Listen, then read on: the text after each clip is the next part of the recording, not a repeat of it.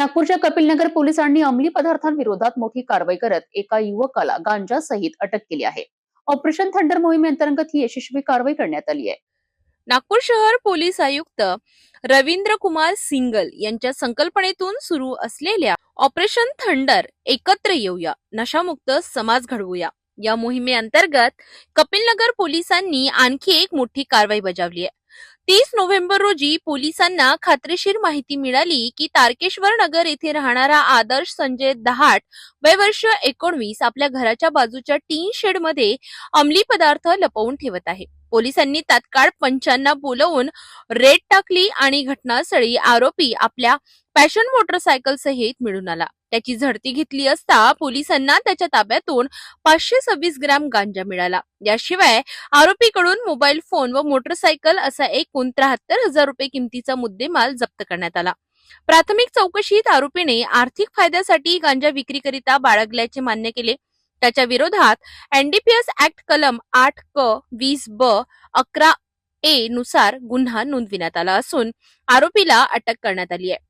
कपिलनगर पोलिसांचा हा अंमली पदार्थ विरोधी आणखी एक मोठा यशस्वी टप्पा मानला जात आहे। पुढील तपास पोलीस करीत आहेत। जय हिंद। माननीय पोलीस आयुक्त डॉक्टर रवींद्र कुमार सिंगल सर यांच्या संकल्पनेतून आणि यांच्या आदेशान्वये आम्ही पूर्ण नागपूर शहरामध्ये ऑपरेशन थंडर हे राबवित आहोत। यामध्ये नशिले पदार्थ विकणाऱ्यावर, बाळगणाऱ्यावर आणि याचं कंजम्पशन करणाऱ्यावर यावर आम्ही कठोर कारवाई करीत आहोत।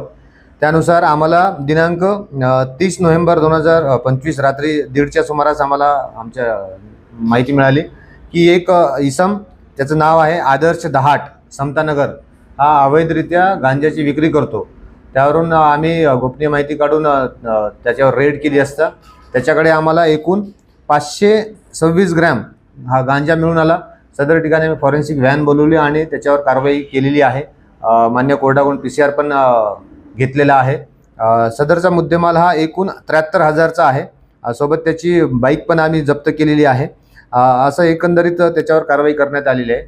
हा जो आरोपी आहे हा जरीपटक्यामध्ये याच्या विरुद्ध मागच्या वर्षी म्हणजे 2024 मध्ये एक हाफ मर्डरचा गुन्हा पण दाखल आहे आणि सदरची कारवाई ही माननीय पोलीस आयुक्त doctor Ravindra Kumar Singal sir, joint CP sir, region sir, आमचे zone 6 doctor Pakale sir, ACP sir आणि आमची संपूर्ण कपिलनगर पोलीस स्टेशन टीम यांनी कारवाई केलेली आहे आणि याचा तपास चालू आहे।